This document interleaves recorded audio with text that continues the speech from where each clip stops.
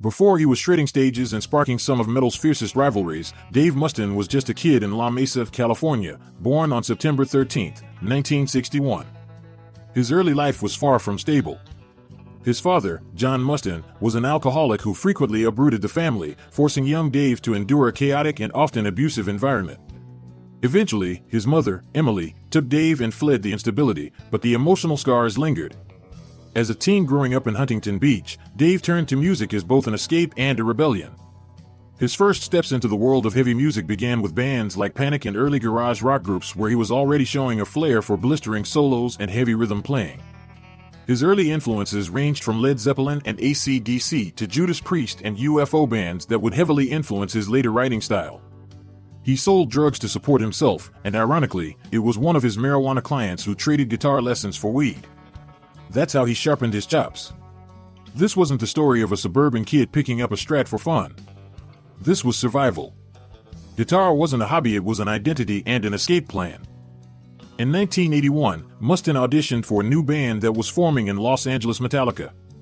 Lars Ulrich and James Hetfield were looking for a guitarist, and when Mustaine plugged in, they reportedly knew within seconds they had their guy.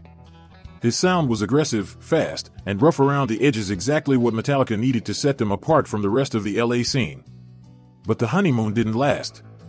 Though his talent was undeniable, Mustaine's aggressive personality and heavy drinking quickly became a problem. The band was living together, and tensions grew with every beer can and fistfight. During their long trip to New York to record their debut album Kill 'Em All, Mustaine's behavior spiraled further out of control. Just days before they were scheduled to record, Lars and James fired him without warning. They woke him up on April 11, 1983, handed him a bus ticket, and sent him packing back to California. No plane. No discussion. Just exile. The band had already brought in Kirk Hammett from Exodus as his replacement. Mustaine was livid. Humiliated and furious, he spent the entire cross-country bus ride plotting revenge. And out of that anger, a new vision was born. He would start a band that would blow Metallica off the map. That band would be called Megadeth. Fueled by betrayal and rage, Dave Mustaine returned to California in 1983 and wasted no time putting together a new band. The name Megadeth came from a flyer he found on the bus ride home, referencing the term Megadeth, a unit used to measure 1 million deaths caused by nuclear warfare. He dropped the A and made it his own. It was fast, brutal, and apocalyptic, just like the music he planned to unleash. After cycling through early bandmates, Mustaine found bassist David Ellefson, who became his longtime collaborator. The early days were rough. They lived in squalor, sold drugs to get by, and rehearsed constantly. They were broke, but determined. Unlike Metallica's more methodical rise, Megadeth came from the streets scrappy, furious, and unpredictable.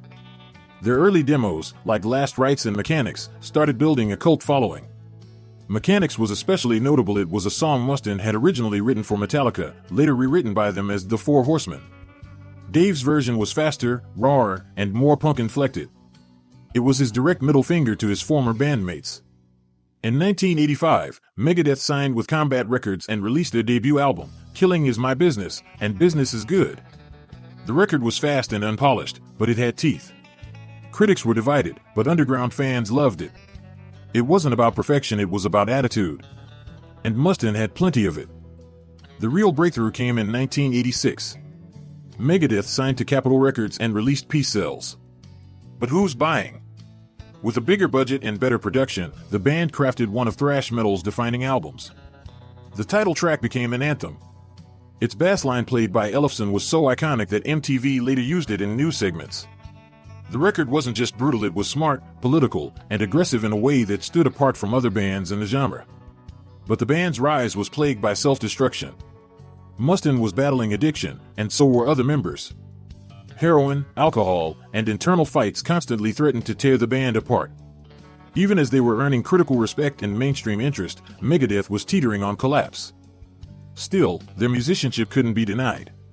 Mustaine's riffs were intricate and chaotic, and his lyrics questioned authority, war, and corruption. He wasn't just lashing out, he was thinking critically, and fans responded to that intensity.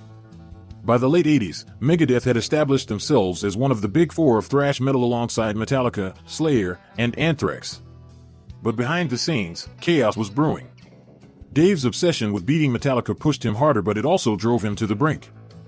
By 1990, Dave Mustaine had clawed his way out of the underground. With a new lineup, Marty Friedman on lead guitar, Nick Menza on drums, and longtime bassist David Ellefson, Megadeth was about to hit its creative peak. The result was Rust in Peace, an album that would define not only the band, but the thrash genre itself. Unlike the chaotic energy of earlier records, Rust in Peace was precise, virtuosic, and incredibly ambitious. Tracks like Holy Wars, The Punishment Due, and Hangar 18 showcased Mustaine's mastery of political songwriting and complex guitar composition. Friedman's neoclassical shredding balanced Dave's ferocity, and Menza's drumming added tight, jazz-influenced rhythm. The album was a critical triumph and commercial success. It went platinum, earned a Grammy nomination, and turned Megadeth into a global force. Metallica may have released the Black Album around the same time and crossed over to the mainstream, but Rust in Peace was the thinking man's thrash-fast, complex, and unapologetically metal. For Dave, it was vindication. He was no longer just the guy Metallica fired. He was now leading one of the most respected bands in heavy metal, with a lineup that rivaled any of his peers. The revenge narrative was fading. Megadeth wasn't just surviving, they were thriving. But the pressure was mounting. The band was still partying hard. Mustaine's addictions hadn't gone away, they'd just become better hidden. And as the 90s progressed, the world of rock was about to change dramatically. In 1992, Megadeth released Countdown to Extinction, a more streamlined, accessible album designed to compete in the wake of Metallica's crossover success. Produced by Max Norman, the record featured songs like Symphony of Destruction, Sweating Bullets, and Foreclosure of a Dream, tracks with massive hooks but still steeped in political and psychological themes. The gamble paid off.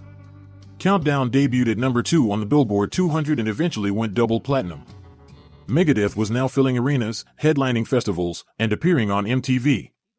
For the first time, they were seen as a true commercial contender, not just a metal band for purists. But the shift came with tension. Some hardcore fans accused the band of selling out. Mustaine, ever the perfectionist and provocateur, tried to defend the record's depth, insisting it was just as intense, just more focused. In truth, Countdown to Extinction was a smart, calculated move in one of the most successful of their career. Behind the scenes, however, Dave's struggles continued. His heroin and alcohol addictions had spiraled. Band infighting was frequent. And the stress of keeping Megadeth both commercially viable and artistically credible was beginning to wear him down. By the mid-90s, Mustaine had achieved what he'd once only dreamed of. But as always with Dave, the triumph came with consequences. Just as Megadeth reached the summit, the cracks in its foundation were starting to show again. By 1994, the music landscape had changed. Grunge had taken over the airwaves, and bands like Nirvana, Pearl Jam, and Soundgarden were redefining what rock sounded like. Thrash metal was seen by the mainstream as a relic of the 80s, and even giants like Metallica were adapting, softening their edges. Dave Mustaine, ever aware of the commercial tide, tried to evolve too. That year, Megadeth released Euthanasia. It was slower, more melodic, and more polished than their previous work. Songs like A Tout Le Monde and Train of Consequences showcased Mustaine's knack for emotional songwriting, with lyrics exploring mortality, addiction, and regret. It was a bold move, and while some die-hard fans recoiled, the album went platinum and kept the band relevant. Still, the shift wasn't just musical. Internally, Mustaine was cracking. Though he claimed sobriety during recording, his struggles with addiction were far from over. His relationship with his bandmates, particularly Marty Friedman, began to fray. Mustaine's perfectionism, ego, and erratic behavior often created tension. Rehearsals turned into arguments, and studio sessions were marred by control issues. In interviews, Dave started sounding less like a triumphant survivor and more like a man grappling with his own image.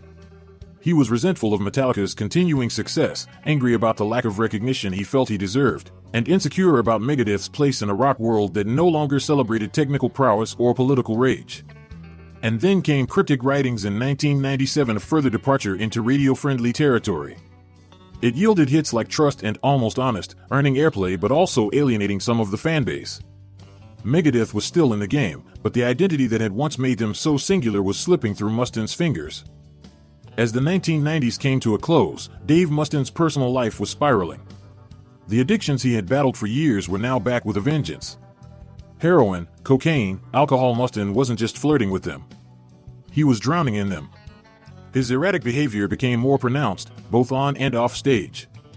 In 1999, Megadeth released Risk, a record that Mustaine later admitted was a misstep. It was an attempt to capitalize on the success of cryptic writings by going even further into accessible territory. But fans and critics panned the album. Even the band's own label wasn't sure what to make of it. This isn't Megadeth, many longtime listeners thought, and they weren't wrong. Internally, things were falling apart. Marty Friedman left the band after clashing with Mustaine over musical direction. Mustaine, ever the control freak, was deeply frustrated by the commercial flop and the criticism. But even deeper than that, he was emotionally and spiritually bankrupt. His family life was strained, his health deteriorating, and his reputation fractured. Then in 2002, a freak accident changed everything. While sleeping in a chair at a rehab center, Mustaine suffered severe nerve damage in his left arm due to radial neuropathy. He woke up unable to move his fingers. For a guitarist, it was devastating. Doctors told him he might never play again. Dave disbanded Megadeth. He was broken physically, mentally, and musically. After nearly 2 decades of chasing validation, climbing charts, and battling demons, it seemed like Mustaine's story had come to a tragic, quiet end. But if history had shown anything, it was this: Dave Mustaine never stayed down for long. Dave Mustaine was not someone who ever took defeat easily. So when doctors told him he might never play guitar again after his 2002 nerve injury, he didn't retreat, he retooled. He underwent intensive physical therapy, spending months trying to regain feeling and movement in his left arm. It wasn't just about music anymore, it was about identity. Playing guitar wasn't something Mustaine did. It was who he was. During this grueling recovery, Mustaine had a spiritual awakening. Raised as a Jehovah's Witness but long estranged from faith, he began exploring Christianity more seriously. In 2003, he publicly declared himself a born-again Christian. This wasn't a gimmick or a PR move. It became a central tenet of his new life, shaping his behavior, interviews, and even his music.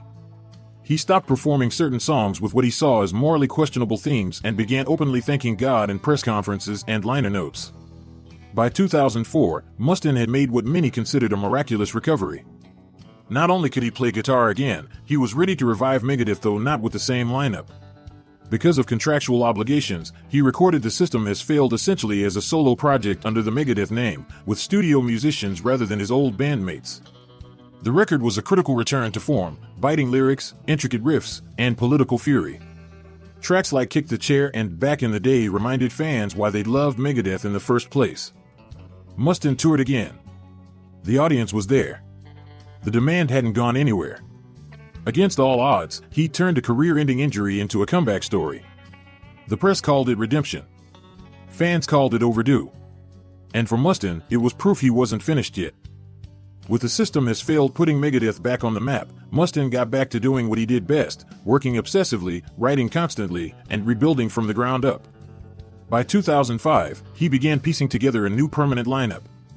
Longtime bassist David Ellefson, however, was notably absent. A financial dispute had driven a wedge between them, leading to years of silence and even lawsuits.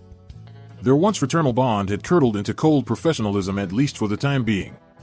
Megadeth's next albums, United Abominations, 2007, Endgame, 2009, and 13, 2011, continued the band's critical resurgence. Endgame, in particular, was seen as a modern thrash masterpiece. It blended the fury of Megadeth's early years with Mustaine's matured songwriting skills. Songs like This Day We Fight and 44 Minutes showed that the fire was not only still there, it was blazing. But it wasn't all smooth sailing. Mustaine's outspoken personality didn't mellow with age. He continued to make headlines for controversial political statements, feuds with journalists, and on-again, off-again digs at Metallica. His conspiracy-laced interviews drew criticism even from fans, and some wondered if his uncompromising attitude might undo the progress Megadeth had made. And yet, the music kept delivering. Mustaine may have been polarizing, but he remained productive. His faith, too, stayed front and center.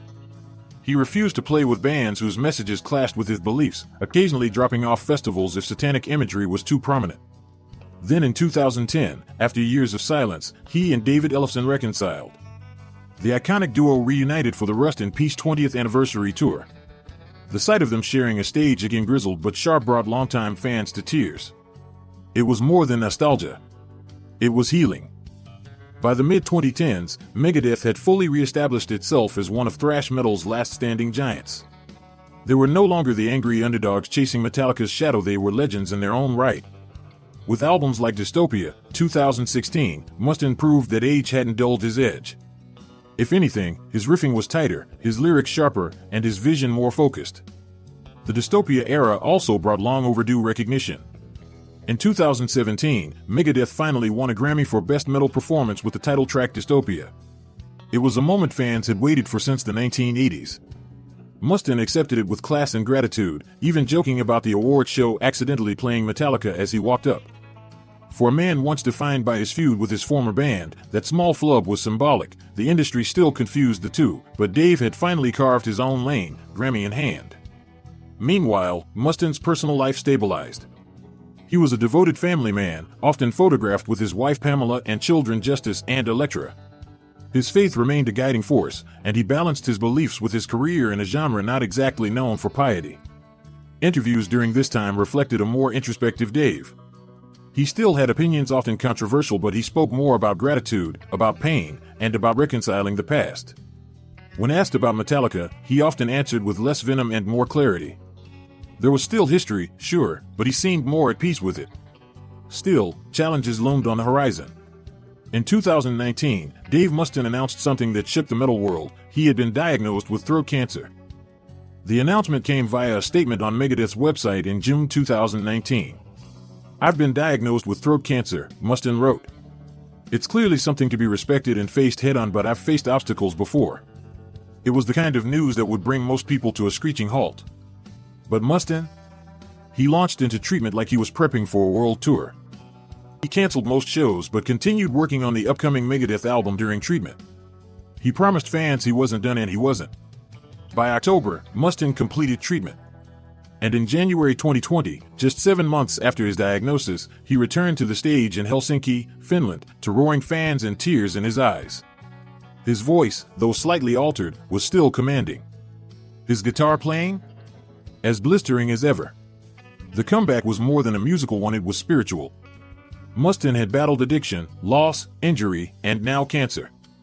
He came out the other side not just alive, but still fighting. In interviews after his recovery, he spoke about his faith and how it helped carry him through. "I prayed every day," he said. "I know it made a difference." In 2022, Megadeth released The Sick, The Dying, and The Dead, an album recorded partially during Mustaine's cancer battle. It was classic Megadeth, thrashy, snarling, and full of fury, but also full of wisdom.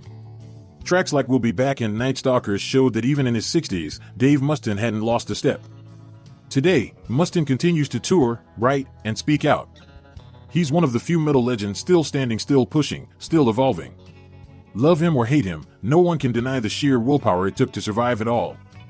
Let me know when you're ready for chapters 13 and 14, which will close out with his legacy, final reflections, and what the future may, or may not, hold. Dave Mustaine's journey is as much about the music as it is about resilience. From his early days as Metallica's original lead guitarist to founding Megadeth, he shaped thrash metal's sound and spirit. His aggressive riffing style, intricate solos, and biting lyrics helped define a genre that remains vital decades later. Countless bands cite Megadeth and Mustaine as influences, names from Slayer to Machine Head, from Testament to Lamb of God. His guitar tone, songwriting, and distinctive voice have become blueprints for metal musicians worldwide. Even his controversial public persona, the outspoken, no-holds-barred attitude, cemented his place as metal's warrior poet. Yet, Mustaine's career has not been without strife. His battles with addiction, health scares, and personal conflicts, including long-standing feuds with Metallica members, have fueled as much discussion as his music. Some critics dismiss him as divisive or difficult, while fans admire his honesty and passion. This duality only adds to the mythos surrounding him. Through it all, Mustaine has remained unapologetically himself. His commitment to his craft and refusal to back down embody the rebellious spirit of rock and metal. He has evolved, but never compromised the core of who he is as an artist. As Mustaine moves forward into the 2020s, his story remains unfinished. His recent health battles have slowed him, but not stopped him. Fans eagerly anticipate what Megadeth will do next, whether that means more touring, new albums, or unexpected collaborations. Mustaine has also expressed interest in mentoring younger musicians and exploring new creative avenues. In interviews, he reflects on his life with gratitude, grateful for the music, the fans, and even the hardships that shaped him. He's learned to embrace both the darkness and light in his story. "I've made mistakes," he admits, "but I wouldn't change a thing because it brought me here." It's a lesson in perseverance and passion that resonates far beyond metal. For the Southern Sound audience, many who grew up with rock and country, with raw emotion and storytelling, Dave Mustaine's tale is one of relentless drive and transformation. It's about survival, creativity, and the unyielding power of music to shape identity and heal wounds. Thank you for joining us on this deep dive into the life and legacy of Dave Mustaine. His story is a testament to the power of determination and the enduring spirit of rock and roll. If you enjoyed this journey, be sure to like, subscribe, and hit the bell so you don't miss the next chapter in Southern Sound's exploration of rock legends. Drop a comment below with your favorite Megadeth song or memory. We'd love to hear from you. Until next time, keep the music alive and stay true to your sound.